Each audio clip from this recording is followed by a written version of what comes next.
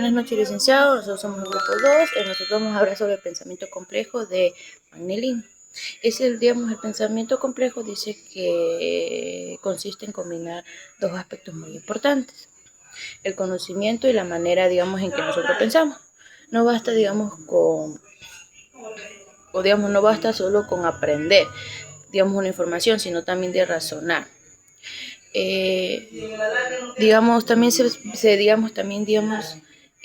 Con reflexionar algún problema para resolverlo en el futuro. Lin me explica que existen dos pensamientos muy importantes, donde estos son el pensamiento procedimental, que este se refiere, a de que las personas, resuelven situaciones.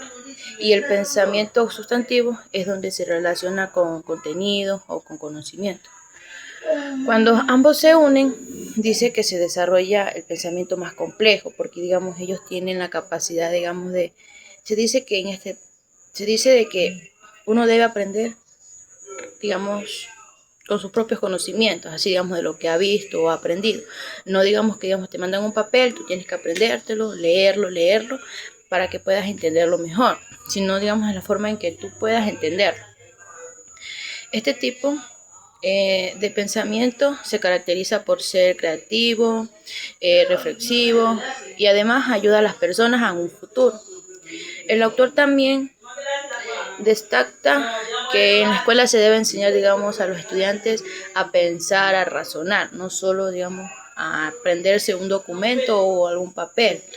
Y en conclusión,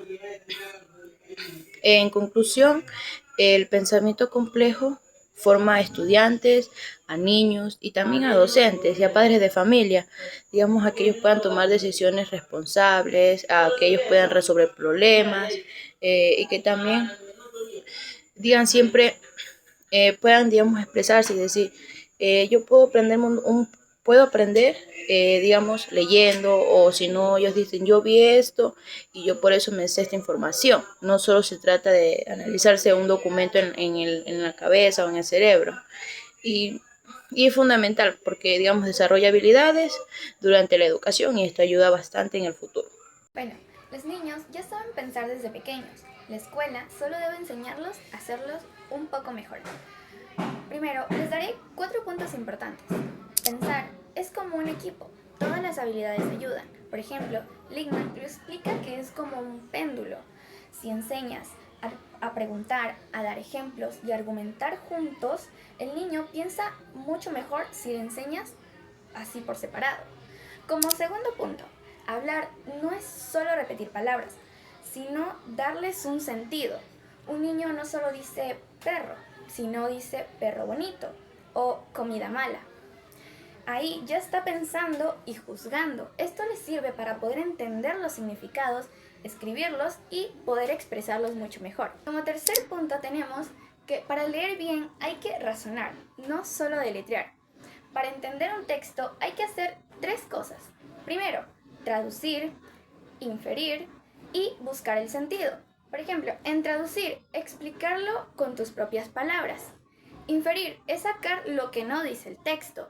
Y buscar el sentido es que si cambias el significado no lo vas a entender. Por último, las escuelas enseñan datos, pero se olvidan a veces de enseñar a pensar. Por ejemplo, muchos libros dicen piensa de forma crítica, pero muchas veces se lo saltan porque dicen que el niño ya sabe. Y como resultado, los alumnos solo memorizan, pero no sabrán investigar o corregirse por sí solos. Para culminar, me gustaría darles una pequeña frase.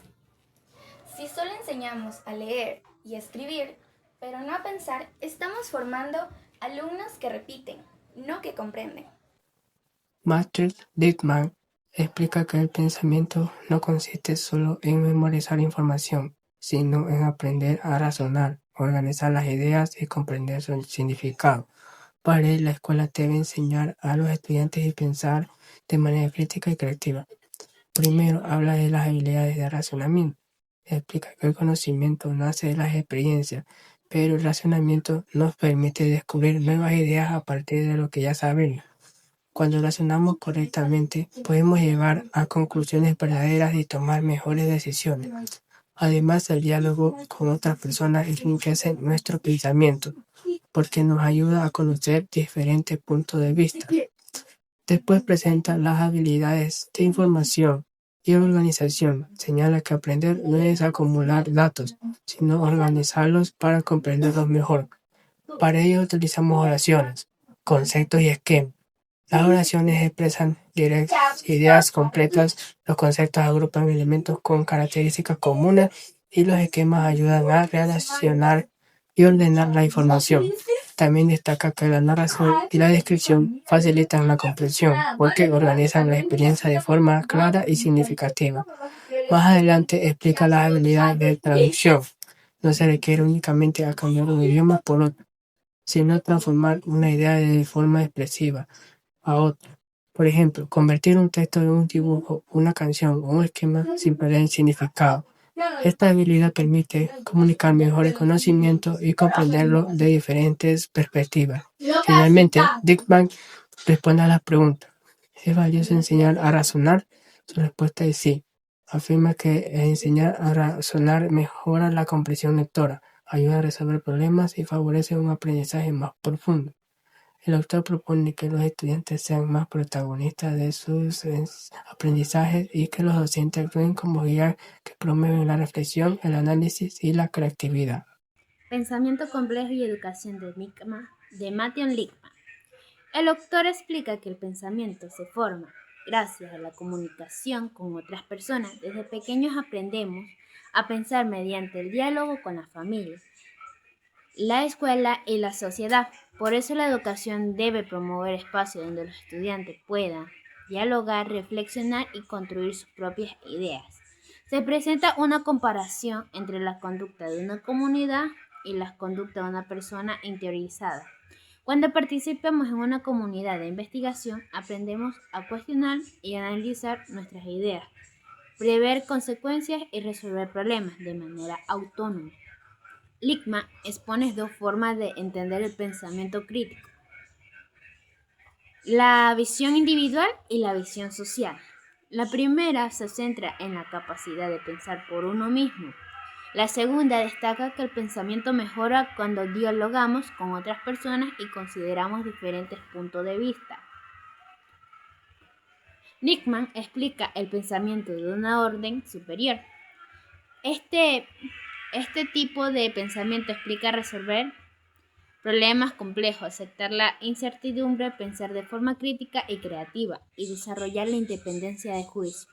Además propone una enseñanza menos memorista y más reflexiva. Se analiza cómo el pensamiento crítico depende del contexto social e histórico. El autor señala que debemos comprender las ideas desde diferentes perspectivas y evitar creer que existe una única verdad absoluta. Richard Paul diferencia el pensamiento monológico, que solo considera un punto de vista, del pensamiento multológico y dialéctico, que analiza varias perspectivas.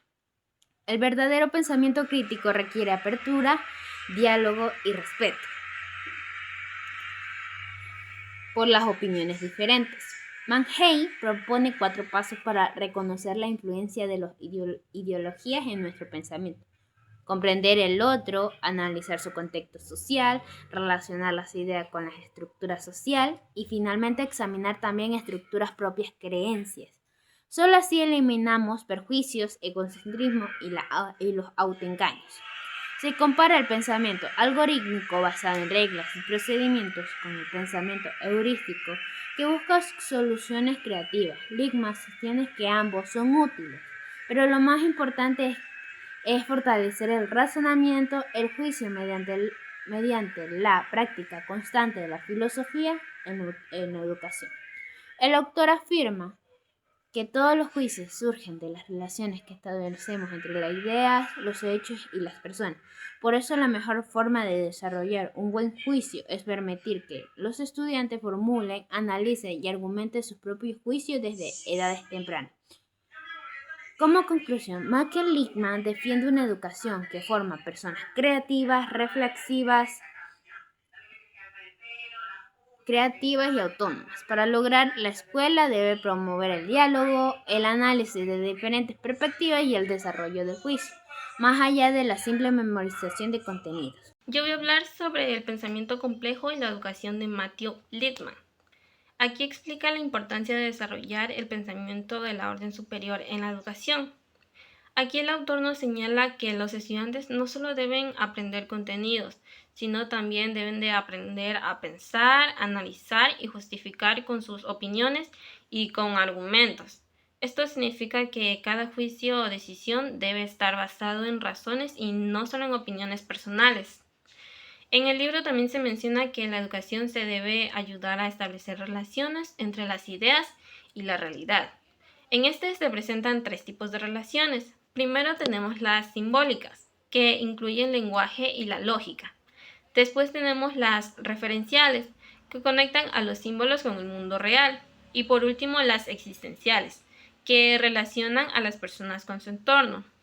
Otro tema importante del libro es la pedagogía del juicio, ya que el autor nos explica que emitir un buen juicio requiere reflexionar, dialogar y analizar antes de tomar una decisión, ya que propone desarrollar habilidades como los prejuicios, clasificar y evaluar la información. Estas capacidades nos fortalecen el desarrollo crítico y nuestro pensamiento creativo y nos ayudan a tomar mejores decisiones. Por último, el autor nos explica que la orden superior nace de la unión entre el pensamiento crítico y el pensamiento creativo. El pensamiento crítico nos permite analizar y evaluar nuestras ideas, mientras que el pensamiento creativo nos ayuda a generar nuevas soluciones. Cuando estos se juntan, los estudiantes logran un aprendizaje más profundo y que sea más significativo. En conclusión, el autor nos dice que el verdadero propósito de la educación es desarrollar nuestro pensamiento creativo y crítico para mejorar nuestra toma de decisiones. Muchas gracias por su atención.